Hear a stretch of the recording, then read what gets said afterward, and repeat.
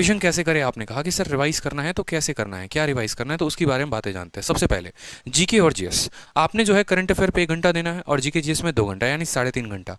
अब इस 3.5 घंटे को आप जीके जीएस में कैसे यूटिलाइज करोगे वो समझो बड़े ध्यान से, ठीक है। सबसे पहले बात करते हैं करंट अफेयर की। तो करंट अफेयर आपको डेली 1 घंटा पढ़ना है, और कहाँ से पढ़ना है। जो हिंदी स्टूडेंट हैं, ठीक है, जिनका लैंग्वेज जो हिंदी है, मेरे लिए उनकी तरफ से रहेगा नेक्स्ट एग्जाम, ठीक है। नेक्स्ट एग्जाम एक बहुत अच्छा यूट्यूब चैनल है, 15 मिनट का जो है आपको वो वीडियो डालते हैं, और 15 मिनट में 10-15 सवाल होते हैं। रेलिवेंसी होती है, ज़्यादा बकवास की बातें होती नहीं है। तो अगर आपको कम समय में रिवाइज करना है तो आप नेक्स्ट एग्जाम यूट्यूब चैनल को फॉलो कर सकते हैं, और यहाँ से जो है आप पूरा करंट अफेयर रिवाइज कर सकते हैं। साथ में इंग्लिश स्टूडेंट जो है, ठीक है, वो मंथली फॉलो करें स्टडी आईक्यू का। स्टडी आईक्यू ने जो मंथली पीडीएफ डाला है अपने चैनल पर, यूट्यूब चैनल पर, वहां से उनके डिस्क्रिप्शन से आप लिंक निकालिए, ठीक है। और जो मंथली करंट अफेयर है उनका इन लास्ट 5 मंथ का पढ़ लीजिए, बहुत अच्छे तरीके से आपका रिवीजन हो जाएगा। इसके बाहर करंट अफेयर में कुछ और पढ़ने की आवश्यकता नहीं पड़ेगी, ठीक है।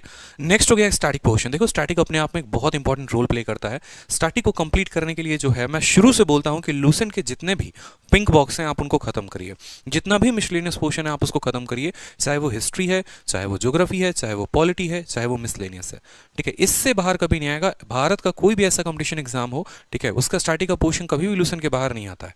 तो ये लूसेंट अपने आप में सेल्फ सफिशिएंट किताब है आपको स्टैटिक को खत्म करने के लिए। तीसरा जो है जीके जीएस के लिए एक और बात, आपने अपना जो भी नोट्स पढ़ा है ना इन 30 दिनों में, बस अब उसी को रिवाइज करना, कुछ नया मत पढ़ना। जैसे लूसेंट भी है ना, तो लूसेंट के पिंक बॉक्स के बेस स्टैटिक कवर करना है। ये नहीं लूसेंट लेके बैठ गए और उसको पूरा रटे जा रहे हैं, ऐसा नहीं करना। जो भी नोट्स पढ़ा है, जहां से भी पढ़ा है, बस उसको रिवाइज करो और सारे इंपॉर्टेंट फैक्ट को मेमोराइज करना है, ठीक है। क्विज कहां से देना है, क्विज जो है वो आपको ग्रेड अप से देना है। इस तरीके से आपका जीएस इन 30 दिनों में थोड़ा अच्छा हो जाएगा और अच्छा स्कोर आप कर पाओगे कम समय में। बात करते हैं मैथ्स की। तो देखो मैथ्स बहुत इंपॉर्टेंट रोल प्ले करता है। प्री में 50 नंबर का, मेंस में 200 नंबर का। तो हम ये नहीं कह सकते कि नहीं बस अभी प्री का सोचना है, मेंस का तो सोचना ही नहीं है, ऐसा नहीं होता है। आपने देखा है कि मेरे स्कोर 227 हैं 200 में, तो जाकर ये स्कोर 644 तक पहुंचा है। अगर थोड़े भी नंबर कम होते तो शायद मैं 610 620 पे रह जाता और सिलेक्शन नहीं मिल पाता। तो ये इंपॉर्टेंट फैक्टर है कि प्री के साथ साथ मेंस में भी बहुत अच्छा हिट करना जरूरी है, ठीक है। तो मैथ्स का जो मैं सिलेबस बोलूंगा ना, जो सिलेबस होता है, देखो मैं हमेशा से 2 बातें बोलता हूं, एक तो अपना सिलेबस पूरा करो और दूसरा प्रैक्टिस करो। तो जो सिलेबस पूरा करने की बात है वो कहां से करना है, आपको अपने नोट से करना है। जो भी टीचर से आपने पढ़ा है, यूट्यूब से कवर अप किया है, किसी का पेड बैच लिया है या किसी किताबें से कवर की है, आपको अपने नोट्स इन लास्ट 30 दिनों में एकदम रट डालना है, चार्ट डालना है। मैं ऐसे बोलूं ना, एक एक पॉइंट आपके माइंड में फिट होना चाहिए, ठीक है। जो आपने डायरी ऑफ मिस्टेक्स बनाए होंगे, आपको वो सारे पॉइंट आपके दिमाग में फिट होने चाहिए कि भाई ये फॉर्मूला ट्रिगो का होता है, ये फॉर्मूला अलजेब्रा का होता है, ठीक है। इस तरीके से सारे इंपॉर्टेंट पॉइंट। और साथ में जिन बच्चों का सिलेबस पूरा है, भाई आप लोगों के लिए मैंने एक 30 डेज 30 मैराथन कराया है। 30 डेज 30 मैराथन की अगर मैं बात करूं तो 30 डेज 30 मैराथन में मैंने कंप्लीट मैथ पूरा का पूरा यूट्यूब पर करवा दिया है, ठीक है। उसके अलावा जो बात करते हैं प्रैक्टिस कहां से करोगे, तो सारे प्रीवियस ईयर क्वेश्चन जो कि ऑलरेडी इस वीडियो से हो जाएंगे, ठीक है। और कैलकुलेशन कहां से करना है, तो ये 30 दिन आपको कैलकुलेशन पे भी बहुत ध्यान रखना है। ये 30 दिनों में आपको जो कैलकुलेशन करना है वो करना है मैथ ट्रिक एप्लीकेशन। एक मैट्रिक करके एप्लीकेशन है, बहुत सारे टॉपर भी फॉलो करते हैं, आपने बहुत इंटरव्यू में भी सुना होगा, ठीक है। और मैंने भी इसको फॉलो किया था। कुछ नहीं करना, सुबह शाम बैठे हो कहीं पर भी, आराम से 10 मिनट जो है अपना चलाया, ठीक है, एप्लीकेशन, और अपना कैलकुलेशन की स्पीड बढ़ा ली उससे। अपना मैट्रिक्स के फॉर्म में होता है डेटा, ठीक है, जहां पर आप स्क्वायर जल्दी सीख सकते हो, क्यूब जल्दी सीख सकते हो। तो ये बहुत इंपॉर्टेंट है आपके लिए। तो डेली का डेली कैलकुलेशन पे फोकस करो, क्योंकि जब से टीसीएस आई है आपका पेपर का लेवल बढ़ गया है, कैलकुलेशन थोड़ा आसान, कैलकुलेशन थोड़ा और टफ हो गया है। तो आपको जो है कैलकुलेशन पे बहुत ज्यादा फोकस करना है, ठीक है। नेक्स्ट बात करते हैं हम यहाँ पर इंग्लिश की स्ट्रैटेजी के लिए। तो देखो लास्ट 30 डेज में मेरे हिसाब से इंग्लिश में जो आपको करना है, मैंने कहा था ना, डेली के डेली 1 घंटे वोकैबुलरी। वो वोकैबुलरी या तो नोट से खत्म करेंगे आप, नहीं तो प्रीवियस ईयर के सवाल लगाएंगे। इससे ज्यादा और कुछ नहीं, ठीक है। नोट्स और प्रीवियस ईयर, बस प्रीवियस ईयर से बाहर आ नहीं रहा है। 2018 के बाद का पेपर इंग्लिश का और बद से बदतर होता चला गया है, इतना डाउन लेवल हुआ है जिसका कोई लिमिट नहीं है। तो नए सवाल तो बिल्कुल नहीं आने वाले, और सिर्फ लास्ट 2-3 सालों में जो वोकैबुलरी पूछा गया बस वही आएगा। इस वजह से जितना प्रीवियस ईयर का वोकैबुलरी है उसको खत्म कर देना।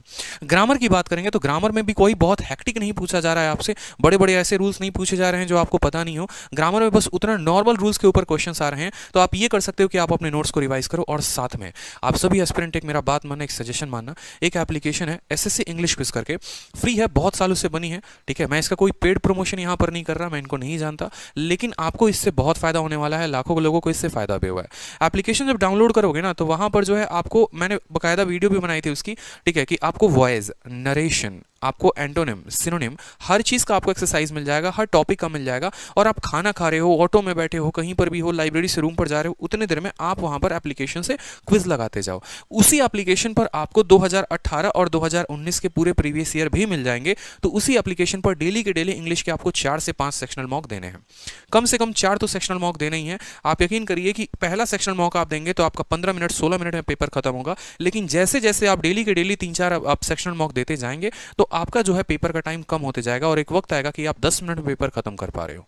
ठीक है, तो इंग्लिश में 2018-2019 का पूरा प्रीवियस ईयर खत्म, जो ऑलरेडी इस एप्लीकेशन पर अपलोडेड है, और साथ में हर सेक्शन के 50-50-50 क्वेश्चन जो हैं आपको लगाने हैं। इंग्लिश में अगर इतना कर लिया ना तो 50 में 50 कहीं नहीं गए हैं, क्योंकि मैंने खुद मैथ में 50 में 50, इंग्लिश में 50 में 50, रीजनिंग में 50 में 50 स्कोर किया हुआ है। ठीक है, तो इस तरीके से मेरी बात को समझेंगे आप। सेक्शनल मॉक भी आपको इसे एप्लीकेशन से देना है, और नोट में यह है कि कंप्लीट करो सारे प्रीवियस ईयर को, तो ये आप कंप्लीट कर लोगे। इसके अलावा देखो रीजनिंग में, तो रीजनिंग का सबसे पहले ये नोट पढ़ लो, ये नोट आपके लिए इंपॉर्टेंट है। ठीक है, इसे हल्के में मत लेना। जो टॉपिक वीक है उन्हें पहले यूट्यूब से कंप्लीट करना है और फिर उनकी प्रैक्टिस किसी भी प्रीवियस ईयर की बुक से करना है। क्या लगता है जनरली किसी भी पर्सन को, ठीक है, मैं आपसे पूछूं ना, आपसे अगर मैं पूछूं रीजनिंग कंप्लीट है, हाँ सर कंप्लीट है, लेकिन आप पिछले लगातार अपने 5 मॉक टेस्ट बता दीजिए जिसमें आपके रीजनिंग में 50 में 50 आए होंगे, पॉसिबल ही नहीं है। जब कंप्लीट है तो नंबर क्यों नहीं आ रहे, 50 में 50 आपके क्यों नहीं आ रहे, आप मुझे ये बताइए। क्योंकि कहीं ना कहीं ऐसे कोई टॉपिक्स आपके वीक हैं जिन पर आपको काम करने की जरूरत है। अगर आपका सीरीज का क्वेश्चन गलत होता है तो आप सीरीज के लिए क्या करिए, कोई भी प्रीवियस ईयर बुक उठाइए और आप प्रैक्टिस करना शुरू कर दीजिए। जब तक आप प्रैक्टिस नहीं करेंगे आपको कैसे पता चलेगा कि उसके में कौन फॉर्मुला लग रहा है, क्या आपका अप्रोच लग रहा है, डिफरेंस मेथड है कि क्या है।